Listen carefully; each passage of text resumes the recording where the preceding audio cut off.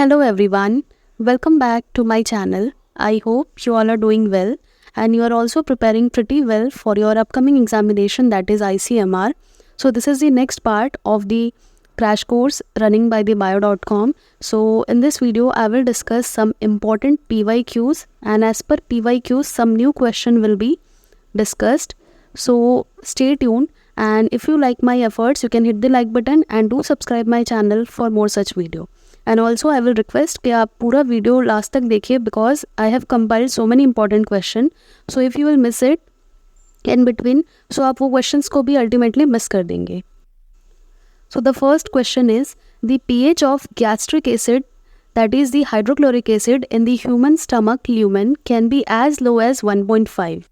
Still normally it does not corrode the gastric mucosa because.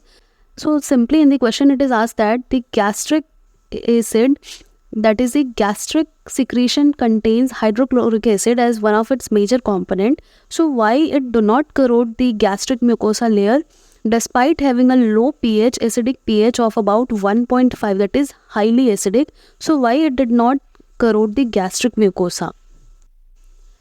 So the option is this pH is non-corrosive for the cells of the stomach. This is wrong option क्योंकि ये pH तो बहुत ही low है. It can corrode the layers. Mucosa secretes protective mucus that lines the surface. Yes, this is the correct option. जो gastric mucosa है वो इसलिए destroy या करोड नहीं होता है बिकॉज जो म्यूकस लेयर है वो प्रोटेक्टिव कोट या शील्ड बना लेता है सो दैट डायरेक्ट कॉन्टैक्ट में नहीं आता है वो एसिड के. So this is the right answer. Third option है human takes acid lowering medication all the time to keep the pH high. This is wrong. Gastric secretion contain milder acid as well which neutralize the strong acid. No, this is also wrong. So ये जो third option है कि हमेशा लेते हैं acid lowering medication, this is wrong. जब acidity बहुत high हो जाता है तभी लिया जाता है. So the correct option of this question will be option B, that is the mucosa secretes protective mucus that lines the surface. So basically gastric juice comprises hydrochloric acid, the enzyme pepsin, and also the lipase along with some electrolytes, mucus which is the major factor which protects the layer with the harmful effect of acid.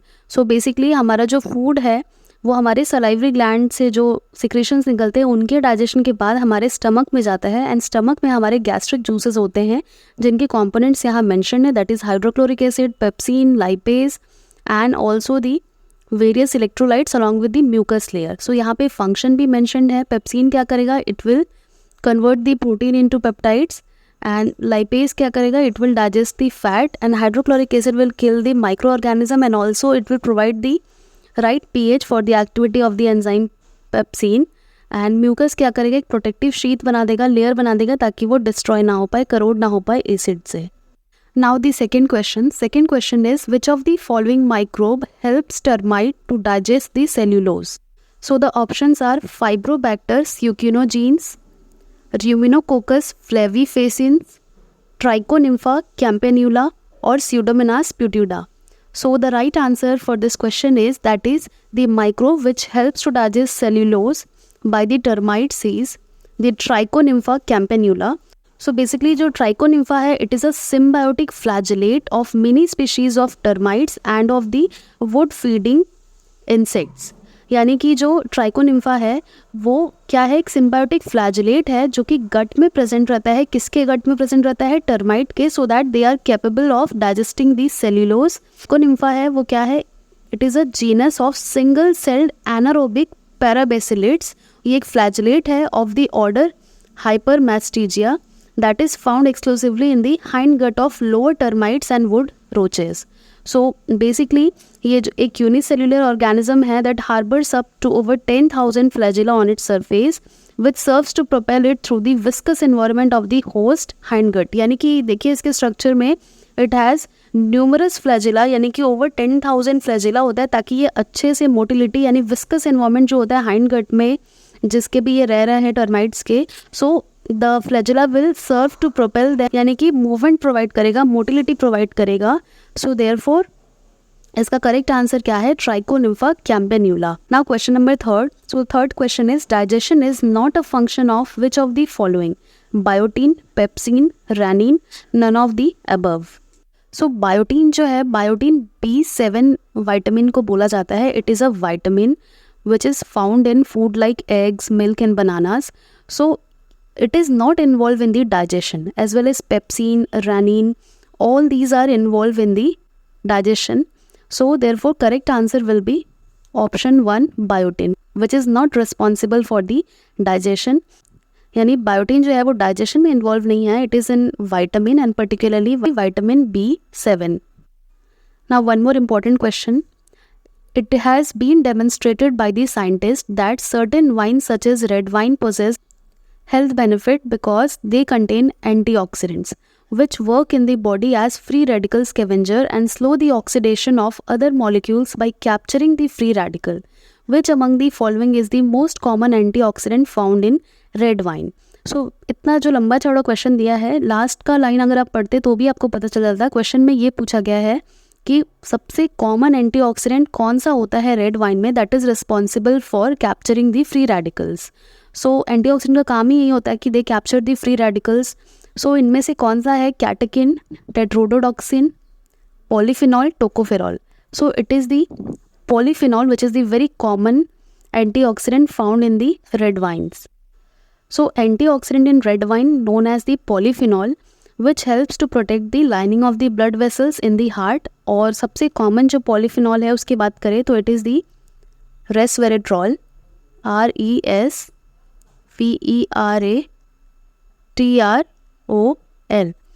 So this resveratrol is one of the part of the red wine that gotten noticed for being healthy. यानी कि ये जो resveratrol it is responsible for the antioxidant activity in the red wine. Now next question, which among the following disease has the minimum incubation period comparing to other ones?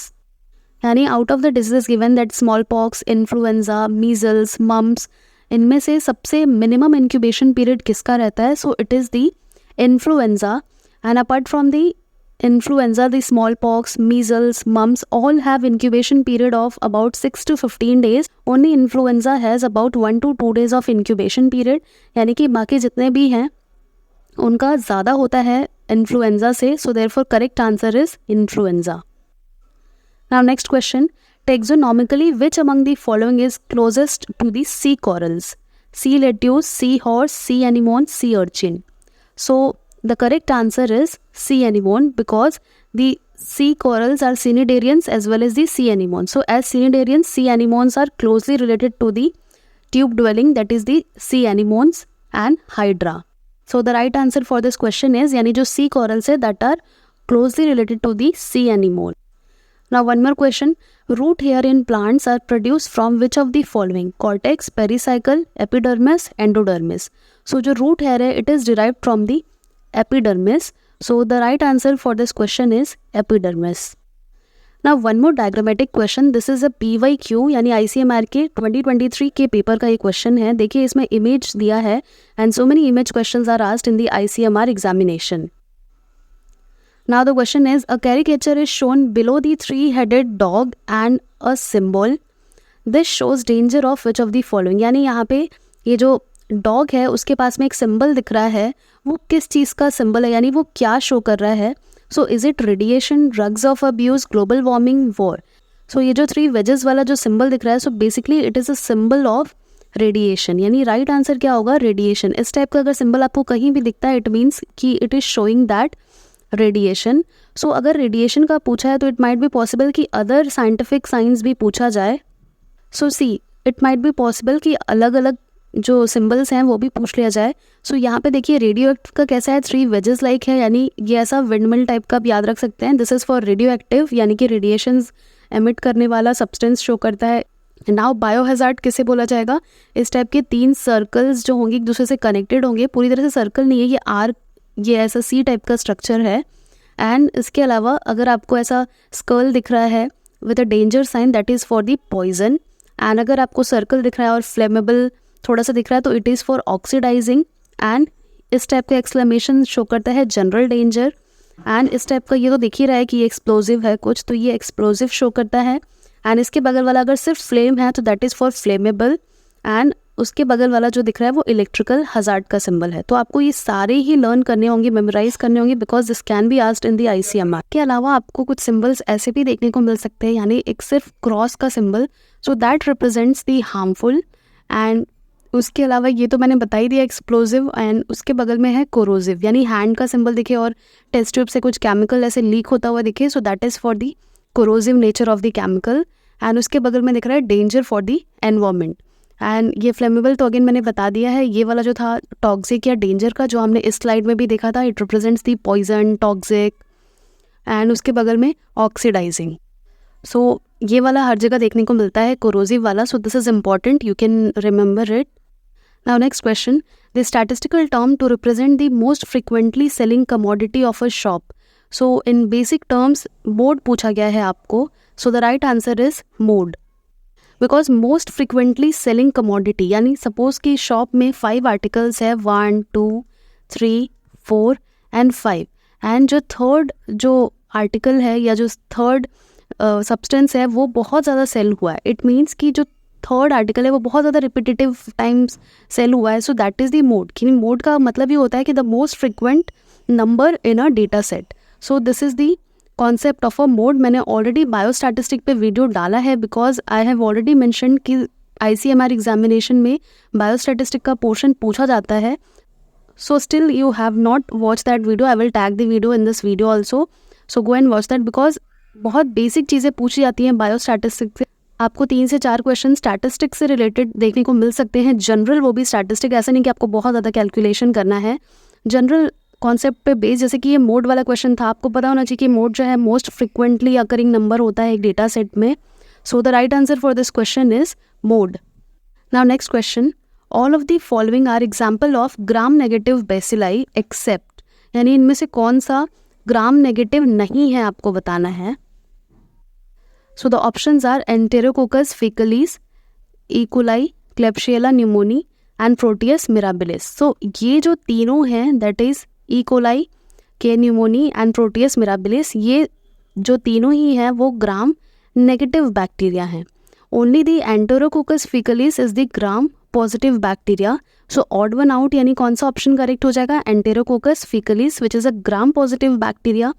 और ICMR में इस type के questions बहुत देखने को मिलते हैं कि ग्राम पॉजिटिव कौन सा है, ग्राम नेगेटिव कौन सा है, सो फोकस ऑन दैट। अगर ग्राम नेगेटिव ग्राम पॉजिटिव के स्पेशीज़ का नाम आ रहा है, so you also have to remember the difference between the gram positive and gram negative cell wall. So I will tag the video of my channel, gram negative and gram positive cell wall में क्या difference है, so you can watch it out.